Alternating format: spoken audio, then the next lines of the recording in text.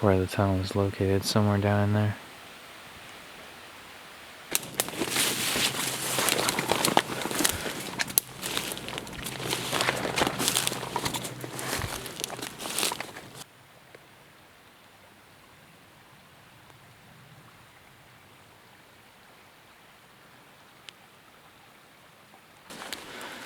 Coming along this way, I can see the portal of the tunnel over here in the distance.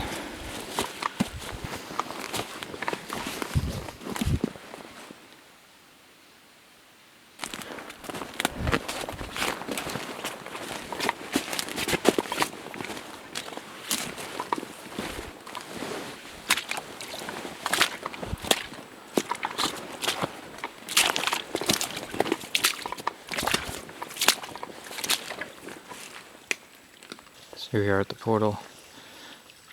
You can see those boulders just in front have fallen from up there.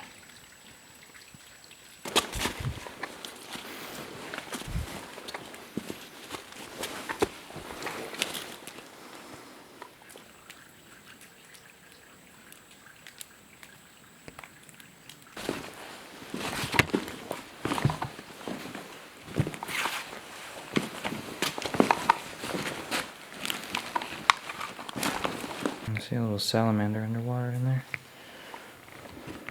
Yeah. Fortunately it's getting dark and this is going to take a lot longer to walk through because of all the debris everywhere, so I need to be able to make it back by dark. So this will have to wait. So I'm going to get some photos and head out for today.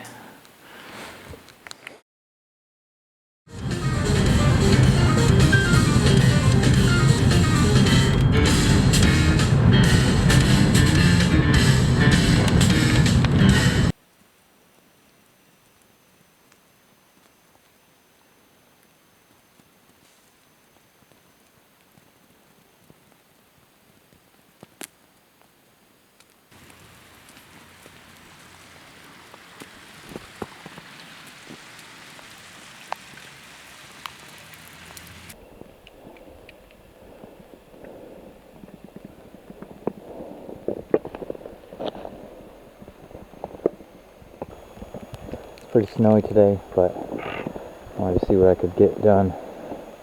And yeah, standing on what used to be railroad tracks. Used to run right through here.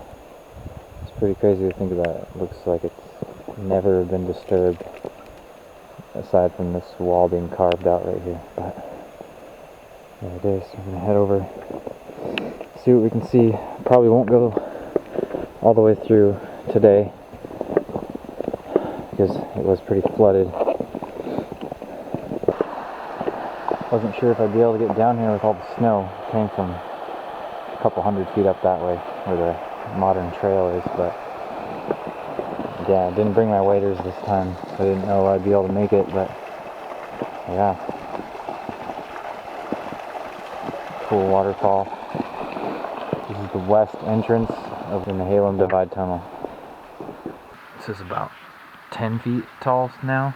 There's probably a lot's been collapsed down over the years, but this would have been over 20 feet when it was first constructed. Alright, so we're heading down in. Yeah, you can see the light on the other side, barely where I was a couple months ago.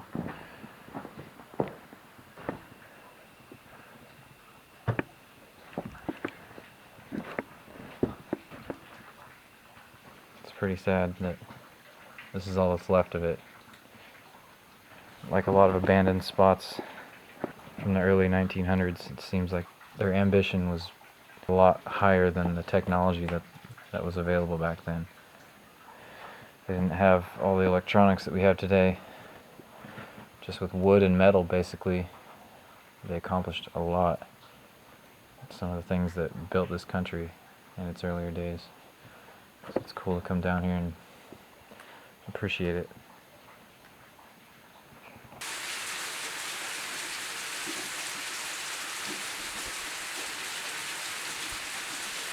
We're just coming out of the tunnel now. It's beautiful snow right outside.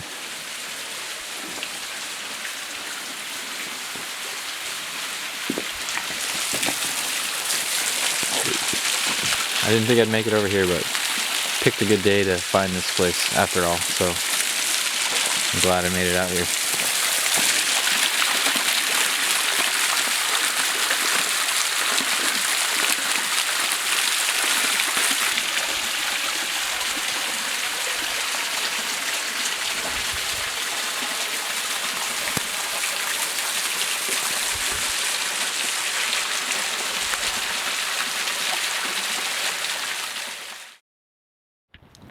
So we're making our way down to the Nehalem Divide tunnel.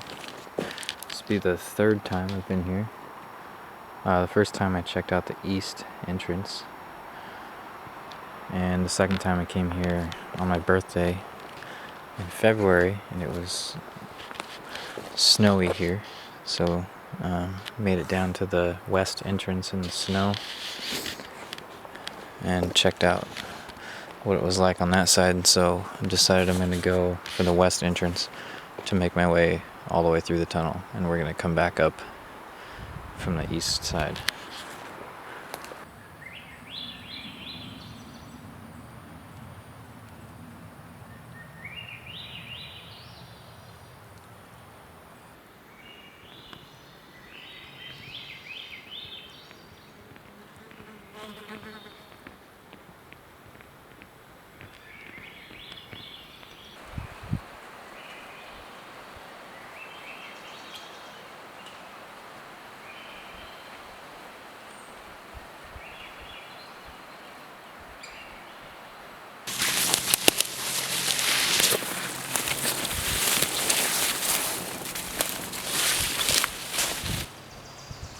So we're going down there.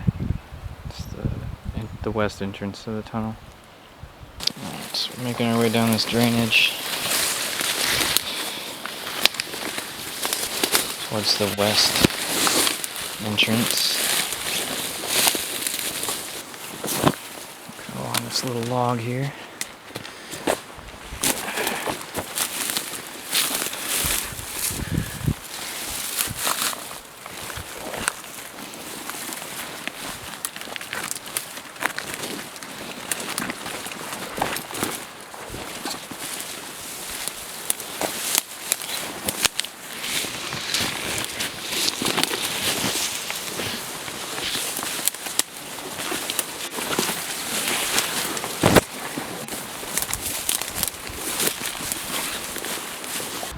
Alright, so we're down here at the level with the old railroad grade. You can see more of that sandstone exposed. They would have blasted all that away. So the railroad ran straight through here and into the tunnel that way. So we are just about at the level. There's a little creek running through it now.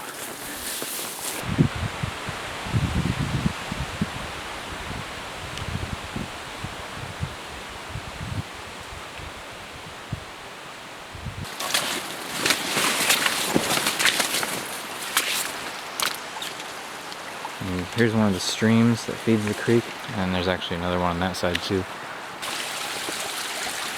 Check out this little stream.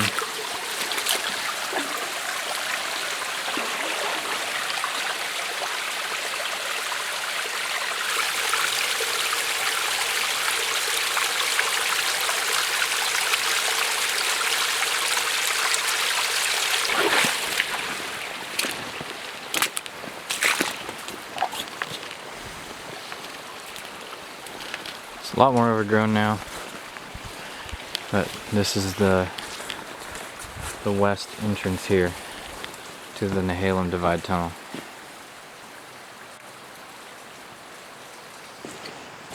So we're back here at the west entrance. Got a big breeze coming in here, and this time we're going to be going all the way through it if we can. So we're going to hook up the lights and head on in. See how loose the sandstone was that they were blasting through here. So just how the rock is composed in this region. And so they had to line the entire tunnel with all these timbers. We're standing at least 5 feet above where the floor would be, because a lot of this ceiling has come down. Way down there is the actual floor of the tunnel.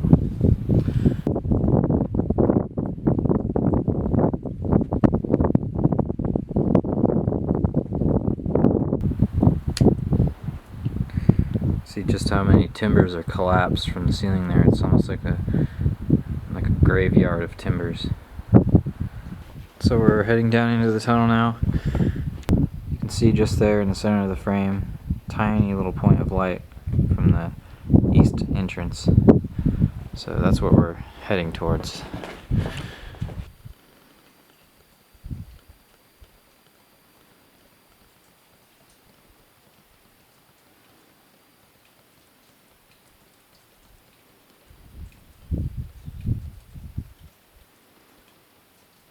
So you can see they've stacked a bunch of wood on top of all these beams here. This section is what the entire tunnel used to look like, and to make it even more stable they piled all these wooden beams on top, so there wasn't any room for the rocks to fall from the ceiling onto the beams. It would have a buffer. And this sea of wood is what's left of that.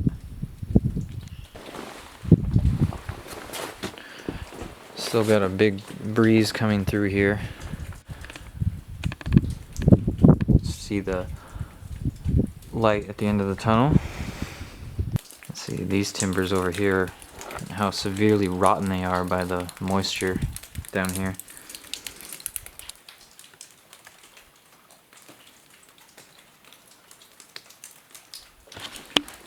Still making our way through the soggy part. It's severely collapsed. A lot of nasty water over here. So here's another section of the beam that's still intact. Not as much as the other part, but it's just standing there by itself. We just got past that really nasty wet part. Seeing the state that this tunnel is in now makes it really incredible to imagine a train coming through here. And they had logging trains coming through here from when it was completed just before 1920 up until 1945. Here's one of the bolts that were used to connect these beams together. You can see one sticking out of that one right there. Got another section of timbers here that's intact. We're almost halfway through. You can see right there it's really cracked. A lot of the weight was probably sitting on that beam, but then it all fell down here to the floor. And so now the timber just sits there cracked like that.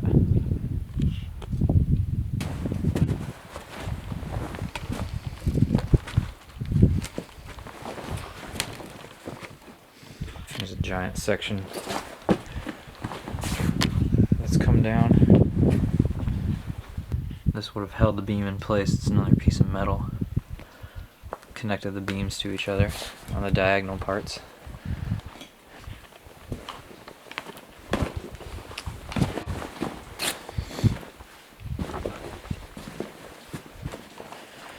Walking on the collapsed ceiling here, sandstone, way easier. Still see some of the wedged boards back there. And yeah, I'd say we're definitely right at the halfway point now. What it looks like at this section, there's just no timbers that are collapsed. It's pretty weird.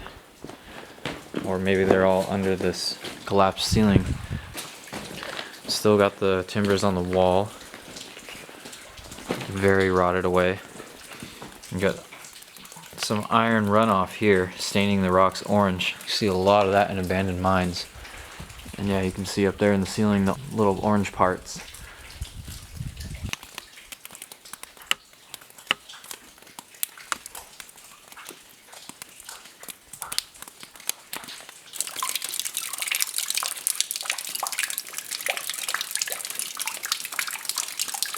Here along the wall, these timbers are pretty intact. You can see the shoring, those sideboards that they use to hold the wall back behind the main beams. This is also what's done in abandoned mines. This thing is pretty cool because of the time period that it was built. Same time that mining was going on extensively. The technology is still all the same. And so this train tunnel is basically just a big abandoned mine.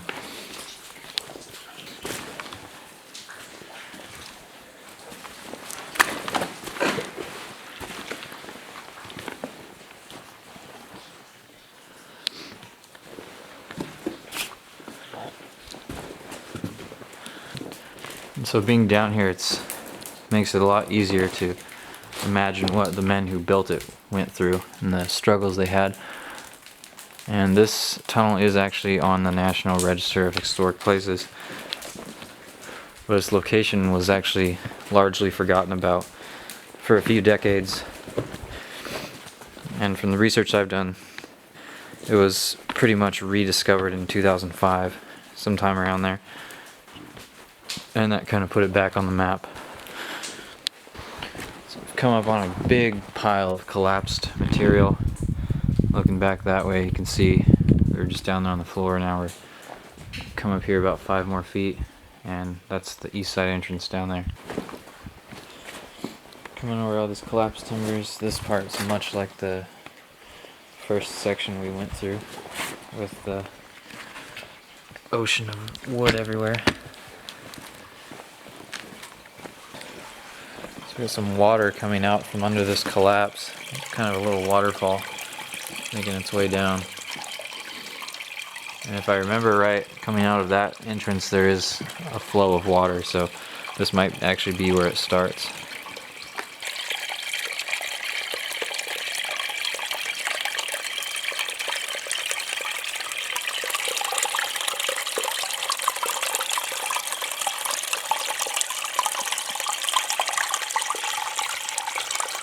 So we're going to make our way under this timbered section that's still standing. Bunch of nasty mud to cross over.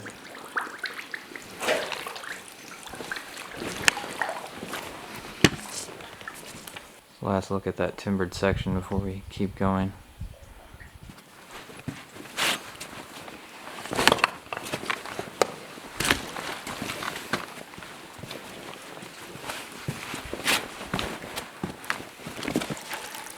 Got more water coming out from under that collapse.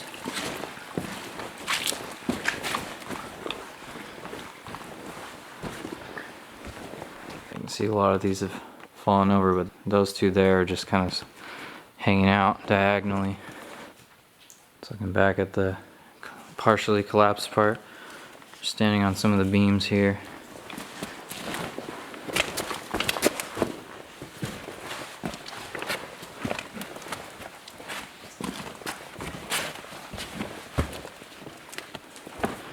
Yeah, all of these in a row just looks like they just fell right over because a lot of the wall came down, just pushed them all down. So now the tunnel has a bunch of them laid across. And this part of the tunnel is definitely a lot taller. It looks like a cave. And then we got another intact section right there.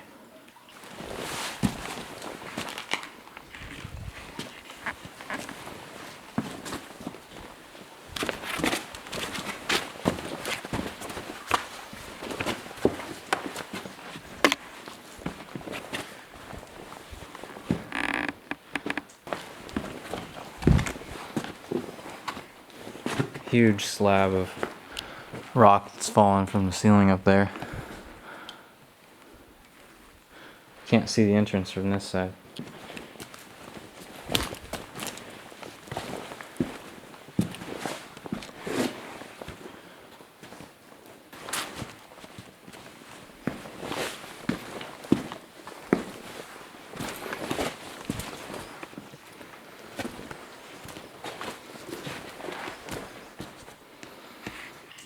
Another section here where the beams are almost totally intact. This one actually might be the most intact section.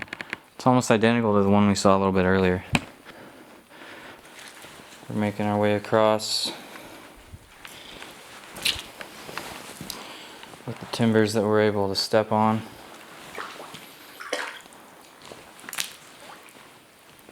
Unfortunately, we have to go through the muck a little bit, but not too bad.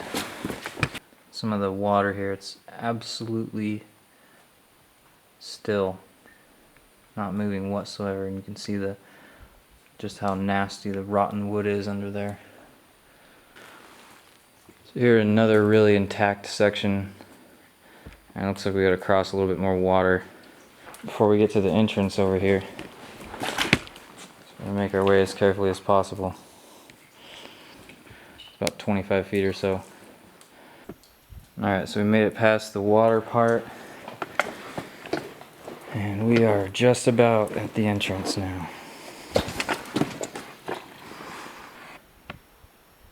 So this is the last section of intact timbers.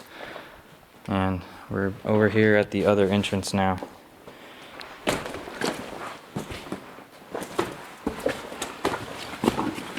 So that's one last look at the way we came from.